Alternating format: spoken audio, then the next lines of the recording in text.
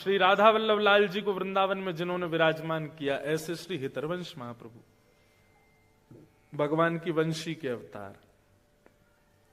हरिवंश महाप्रभु के चरित्र में एक बहुत सुंदर लीला आती है कि जब आप छोटे थे ना, तभी से आपका नियम था, प्यास लगती थी तो वही पानी पिएंगे जो ठाकुर जी को भोग लगा हो। ठाकुर जी की झारी जी का जल हो, ठाकुर जी का चरणामृत का जल हो, चाहे प्यासे मर जाएंगे लेकिन उसके अलावा कुछ नहीं पिएंगे।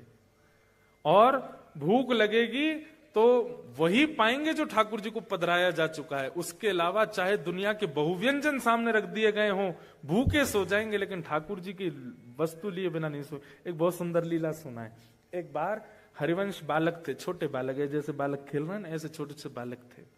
तब से उनका नियम था कि उनके पिताजी के जो सेवा के ठाकुर जी थे, वो पूरे दिन उनको ही देखते रहते थे। पूर्व जन्म का उनको याद रहता था कि मैं निकुंज की एक सखी हूं, वंशी सखी, वंशी अली।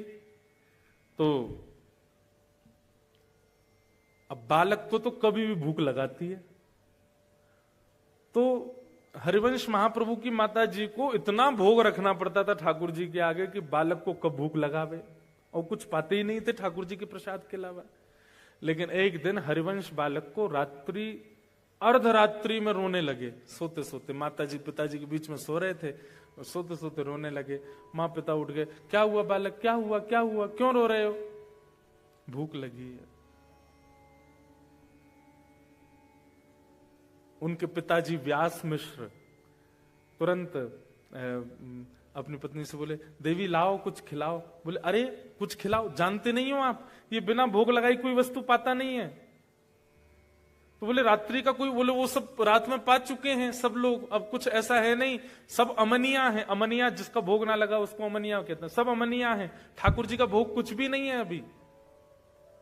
लेकिन छोटा बालक रोए, अब उसके आगे कौन से वेद शास्त्र जिद चलती है।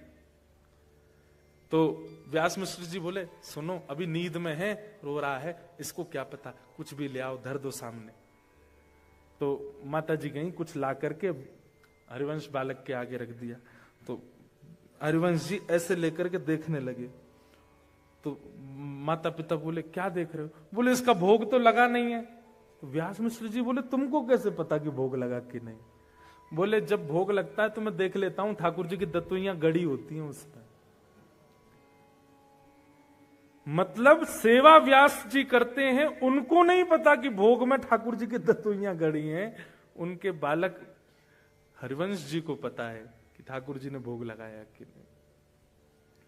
रोने लगे, रोते रोते। अब माता पिता चिंता में, रात में ठाकुर जी को थोड़ी उठाएंगे बालक के लिए, ठाकुर जी तो सो रहे हैं। लेकिन रुदन की आवाज हमारी किशोरी जी ने सुन ली। हमारी लाडली जी सेज सैया पर बेचैन हो गई। तो ठाकुर जी बोले, का भयो, सो काई कुनाए रही हो? अरे आपको आवाज नहीं आ रही? हरिवंश बालक रो रहा है। ठाकुर जी बोले, हाँ रो तो रो, काई को रो है? बोले, यार इनको भूख लगी है, प्यास लगी है, और हमारे बिना भोग लिए कुछ पाते नहीं है। अब रात्रि में कुछ ऐसी सामग्री रखी नहीं, और आधी रात का समय, छोटा बालक, इसको कैसे मनाए? ठाकुर जी बोले, श्री जी रुको मैं कछु करूं।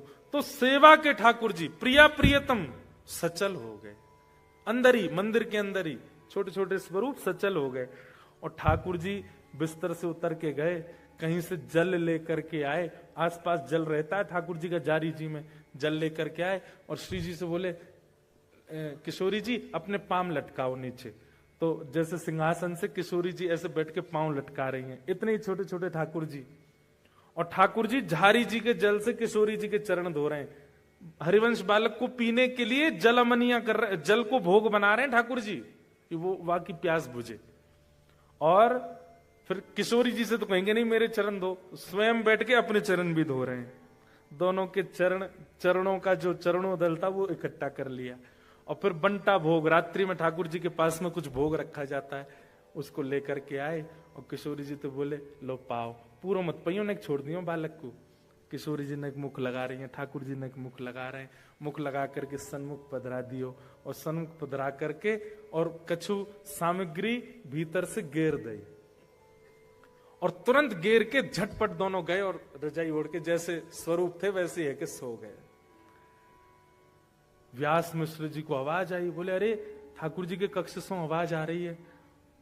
गए, जैसे धीमे से गए तो सामग्री जो गिर गई थी नीचे, कुछ खिलौने होंगे ठाकुर जी के, वो उठा के ऐसे पर्दा हटा के ऊपर धरन लगे। तो वहीं क्या देखा, बिना ठाकुर जी के उठाए ठाकुर जी के चरणों का चंदन मिश्रित जल एक पात्र में रखा है, और ठाकुर जी के मुंह से टूटे भय लड्डू, जो रात में साबुत लड्डू रखे थे, वो लड्डू फूटे भय एक पात्र में रखे हैं। देख करके व्यास मिश्र जी समझ गए। क्या समझ गए? बोले ठाकुर जी को चिंता हो गई, बालक रो रहा है, तो अपने आप ही उठ के अपने पैरन को आचमन और भोग लगा के धर दियो है। लेकिन व्यास मिश्र जी बोले पूर्णता तो तब पता चले जब हरिवंश बालक देख ले भोग, उसको ही पता चलता है कि भोग लगा कि नहीं। लेकर के गए, लो बालक पाओ। तो हरिवंश जी ने जैसे ही देखा, हाँ ठाकुर जी का भोग लगाया, तुरंत पा गए। ठाकुर जी का चरणोदल ले लिया। ऐसी स्थिति, इसको कहते हैं विरक्त इंद्रिय। जैसे आपकी जीव कैसी है इस वक्त, उसको छोले भटूरे का स्वाद पता है और वो उसी के स्वाद को याद करके आपको बेचैन करती है। छोले भटूरे चाहिए, छोले भटूरे चाहिए। आपकी जीव को स्वाद पता है पानी पूरी का, तो पानी पूरी का नाम लेते कईयों के तो मुंह में पानी आ भी गया होगा। आहा, खट्टा खट्टा पानी जब जीभ में जाएगा कितना सुख मिलेगा, आनंद आ जाएगा। लेकिन सख्य भाव जिसके अंदर होगा, ठाकुर जी के प्रति सख्य भाव जो रखता होगा, उसको बाह्य व्यंजनों का रस नहीं पता होगा। उसको पता होगा कि हमारे वृंदावन के श्री राधारमन लाल जी की कुलिया की प्रसादी, उसका नाम लेते ही मुंह में पानी आ जाए। श्री वृंदावन बिहारी लाल जी के सुबह की, अब आपने तो पाई नहीं होगी, सुबह सुबह बिहारी जी को पराठा भोग लगता, हमारे बिहारी जी को इतना स्वादिष्ट पराठा। आहा, श्री राधा वल्लभ लाल जी की खिचड़ी, क्या कहने, मेरे तो मुंह में पानी आ गया भाई थे। मन कर रहा कल की फ्लाइट थी वृंदावन जाऊं, पा लूं। मतलब आपके टेस्ट बर्ड्स, आपकी दर्शन की स्थिति देख, अभी नेत्रों को क्या चाहिए? सुंदरता, उसका रूप, वहां के लोगों का रूप, या वहां का व्यू, या वहां का सीन, ऐसे देखने की इच्छा होती है। लेकिन नेत्र इतने सुंदर कंट्री में रहने के बाद भी व्याकुल किसके लिए है? वृंदावन की कुंज गली देखनी है, उनको देखने के लिए। ये विरक्त इंद्रिय का लक्षण है। ये ठाकुर जी सखा मानेंगे तो ऐसी ही इंद्रियां होती चली जाएंगी। आप भगवत संबंधी वस्तु के अलावा किसी में आपको सुख मिलेगा ही नहीं। ब्याह में जाओगे, लड़का लड़की एक दूसरे को माला पहनाते, सब लोग आहा क्या राम सीता की सी जोड़ी, आपके मन में आएगा खाक राम सीता की सी जोड़ी। अभी आपने हमारे वृंदावन प्रिया प्रियतम, बसो मोरे नैननु में यह जोड़ी, बसो मेरे नैननु में नव दुल्हे ब्रजराज सांवरो, नव दुल्हे ब्रजराज सांवरो, दुल्हन राधा गोरी, दुल्हन राधा गोरी, बसो मोरे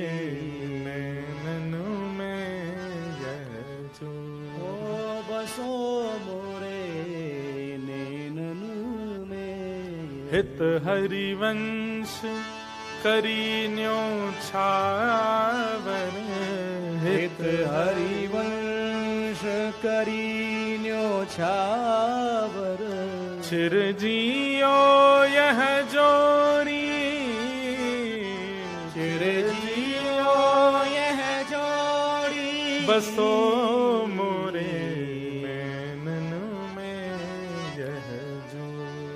बसो मोरे नैनन में यह जो। तो हम क्या निवेदन कर रहे थे? सखा के 3 लक्षण होंगे। पहला विरक्त इंद्रिय, उसकी इंद्रियां केवल कृष्ण रस चाहती हैं। दूसरा प्रशांत, भगवान का सखा कम बोलने वाला हो, ज्यादा बोलने वाला नहीं, मतलब बाह्य चर्चा ज्यादा ना करे, कम बोले, थोड़ा मौन रहे, शांत रहे। ठाकुर जी को शांत व्यक्ति बहुत प्रिय है। ठाकुर जी को बोलने वाले प्रिय क्यों नहीं है? ठाकुर जी खुद ही बोलता रहेगा, मेरी सुने कोई ना। मुंह को तो सुनवे वारो चाहिए, जो खुद शांत रहे, मेरी सुने। हमारे ठाकुर जी बोलते क्यों नहीं है? हम बोलवे को अवसर ही नहीं दे रहे उन्हें, हम ही बोलते रहते हैं। तो प्रशांत आत्मा। और तीसरा जितेंद्रिय, अपनी इंद्रियों को जिसने वश कर रखा है, जीत रखा है, उसकी इंद्रियां अपनी इच्छा प्रकट नहीं करती, वो जो चाहता है इंद्रियां वही करें। ऐसी स्थिति जिसकी, ये 3 लक्षण जिसमें आ जाएं वो सखे। सखा ठाकुर जी का बनना है तो 2 ही उपाय हैं, या तो ये 3 लक्षण अपनाओ, या फिर गुरु के प्रति दास्य भाव रखो। गुरु कृपा करके ठाकुर जी को सखा बना देंगे। और नवदा भक्ति का अंतिम भाव है आत्मनिवेदनम। आत्मनिवेदन मतलब हमारे ब्रज में एक पद गाते हैं, ठाकुर जी के शयन में हम रोज गाते हैं। रसिक प्रीतम हित चित की बातें, रसिक प्रीतम हित चित की बातें, श्री गिरधारी जी सो कहिए, श्री गिरधारी जी सो कहिए, तलहटी गोवर्धन की रही, तलहटी गोवर्धन। आत्मनिवेदनम का मतलब क्या है? जैसे आप लोगों ने अनुभव किया होगा, जैसे किसी दिन मन भारी हो जाता है, आप क्या करते हो? आप बहुत बेचैन हो। अब आपको पूरी दुनिया में एक ही व्यक्ति दिखता है जिससे आप बात करके मन को हल्का कर सकते हो। अब आप उसको फोन लगाते हो, उससे बात करते हो, अपनी पूरी बताओगे, आज मेरे साथ स्कूल में ऐसा हुआ, कॉलेज में ऐसा हुआ, या जहां भी जैसा हुआ, फिर मन शांत करो। पर आपकी स्थिति क्या हो जाए, आप अपने कॉलेज से, स्कूल से, जॉब से दौड़े सीधे घर के लिए, और तुरंत अपने ठाकुर जी के सन्मुख बैठ करके एकांत में और ठाकुर जी से अपनी सारी चर्चाएं। हमारे श्री रामसुख दास जी महाराज कहते थे, ठाकुर जी से चर्चा करना, इसी को आत्मनिवेदन कहते हैं। अगर नवदा भक्ति आपके चित्त में, अष्ट भक्ति नहीं आई है, और आप ठाकुर जी से चर्चा करोगे, तो आपके मन में पाषाण भावना ही रहेगी ठाकुर जी के प्रति। लेकिन अष्ट भक्ति अगर आपके चित्त में प्रकट हो चुकी है, उसके बाद जब आप नवम भक्ति प्रकट करोगे, ठाकुर जी से अपने हृदय की चर्चा करोगे, नाथ कुछ नहीं करना, केवल यहां से प्रारंभ करना। कैसे? ठाकुर जी हम जा रहे हैं, सुबह ही बता दो कहां जा रहे हैं। जॉब पे जा रहे हैं, आज ऐसे ऐसे क्लाइंट्स आने वाले हैं। एक बात बताएं, घपला भी करने वाले हो ना, वो भी बता के जाओ। सही बता रहे हम। एग्जाम में चीटिंग भी करने वाले हो ना, तो वो भी बता के जाओ। ठाकुर जी पीछे वाला मेरे जो रोल नंबर होगा ना, उसको ज्यादा आता है, मैं उससे पूछूंगा, थोड़ा वो 1-2 क्वेश्चन पूछूंगा, तीसरा नहीं, ज्यादा नहीं, हाँ सब बता जाओ ठाकुर जी। जो आप माता पिता को भी नहीं बता के गए वो बता जाओ। आपके जॉब से रिलेटेड हो, आपके कर्म से रिलेटेड हो, आपकी पढ़ाई से रिलेटेड हो, आपके संबंधों से रिलेटेड हो, आपकी दिनचर्या से रिलेटेड। आत्मनिवेदनम। आत्मनिवेदन के 2 भाव हैं। पहला भाव तो ठाकुर जी से चर्चा, पूरे दिन की बातें बता जाओ, आज क्या क्या करने वाले हो, और रात्रि में आकर के फिर पूरे दिन का फिर बताओ, आज क्या क्या किया, वहां गए थे, ऐसा हुआ, यहाँ पे हमको लॉस हो गया, उसने मेरे को ऐसा बोला, ऐसा हुआ, नाथ अब ये ऐसा ऐसा करके मैं आ गया, बाहर मैंने क्या खाया, क्या पिया, ये भी बता दो। हमारे श्री रामसुखदास जी महाराज सामान्य व्यक्ति नहीं थे। भारत की संत परंपरा के धरोहर यदि कहें तो कोई अतिशयोक्ति नहीं। वे कहते हैं कि अपने घर से जाते समय और घर को लौट के आते समय अपने ठाकुर जी से वार्ता जरूर किया करो, और एकांत में, किसी को पता ना चले, बोलो। एक दिन वो आपका नियम ऐसा बन जाएगा कि ठाकुर जी के सन्मुख जब आप आत्मनिवेदन करेंगे तो ठाकुर जी उसका प्रत्युत्तर भी दिया करेंगे। दूसरी बात, आज आप पहले ही बता के गए हो मैं क्या घपला करने वाला हूं, क्या गलत करने वाला हूं, किस पर क्रोध करने वाला हूं, किस पर रोष करने वाला हूं, अपने दोष पहले ही बता करके गए हो, तो जब उस दोष की स्थिति में पहुंचोगे ठाकुर जी कंट्रोल रखेंगे कि वो दोष अतीत में ना हो जाए। अर्जुन ने महाभारत युद्ध का विजय इसलिए बन गया क्योंकि वो एवरीथिंग क्लियर थी उसकी ठाकुर जी के आगे। ठाकुर जी को सब पता था। अर्जुन अपनी इच्छा से कुछ कर ही नहीं रहा है, पहले ही बता दे रहा है ठाकुर जी को, और फिर बताने के बाद ठाकुर जी से कहता मैं ऐसा सोच रहा हूं, अब कंट्रोल आपके हाथ में। सेनयोर भयोर मध्य रथम स्थापयमेच्युत, मेरे रथ को ले जाइए बीच उभय सेना में ले जाकर खड़ा कर दीजिए, मैं ऐसा ऐसा करना चाहता हूं, बाकी इच्छा आपकी चलेगी। करिष्ये वचनम तव, आप जो कहोगे मैं वो करूंगा। आपने अपनी भावना बता दी, अब ठाकुर जी की जिम्मेवारी है उसमें क्या उचित क्या अनुचित ठाकुर जी करवाएंगे। ये आत्मनिवेदन है। आत्मनिवेदन का दूसरा रूप क्या है? ऐसी भावना चित्त में धारण करना कि ये देह केवल माध्यम है, इसके भीतर जो आत्मा बैठी है मुझे उसका उद्धार करना है। समझ रहे हैं मेरी बात को?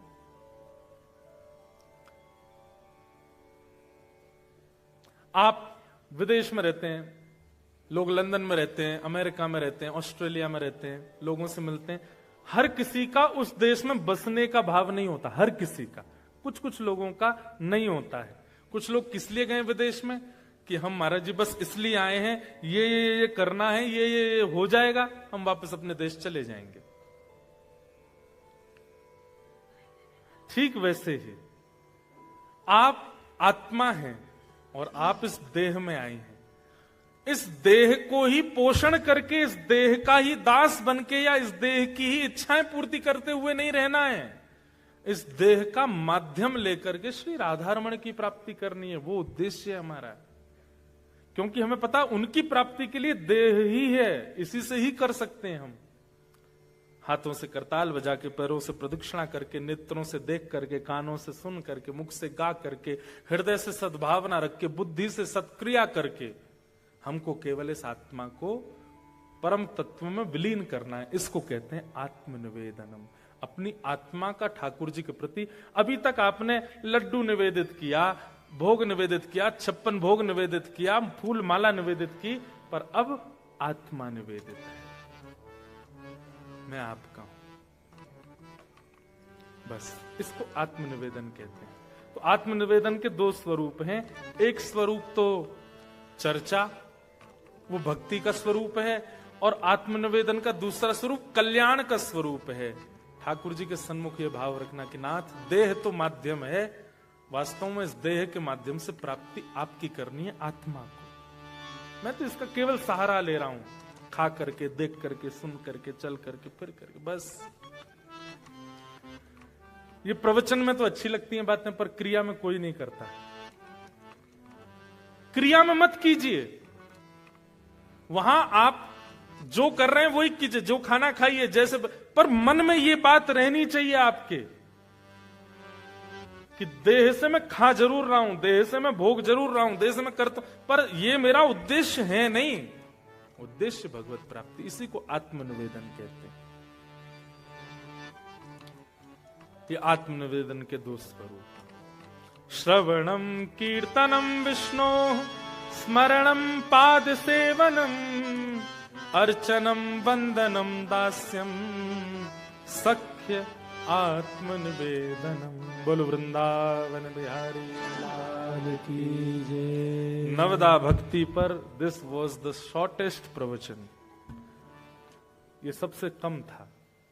9 दिन भी बोला जाए तो भी नवदा भक्ति पर कम होगा। अच्छा, एक नवदा भक्ति का एक स्वरूप और है, पता है? नवदा भक्ति के सतयुग त्रेता द्वापर में कौन कौन आचार्य हुए जिन्होंने इन भक्तियों से भगवान को प्राप्त किया, फिर उन पर प्रवचन होता, वो और अद्भुत होता।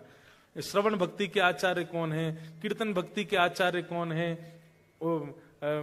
पाद सेवन भक्ति के आचार्य कौन है, फिर उन आचार्यों पर चर्चा चलती। तो वो तो बहुत बृहद प्रसंग है, पर एक शॉर्टेस्ट प्रवचन नायरोबी में आज नवदा भक्ति पर पूर्ण हुआ।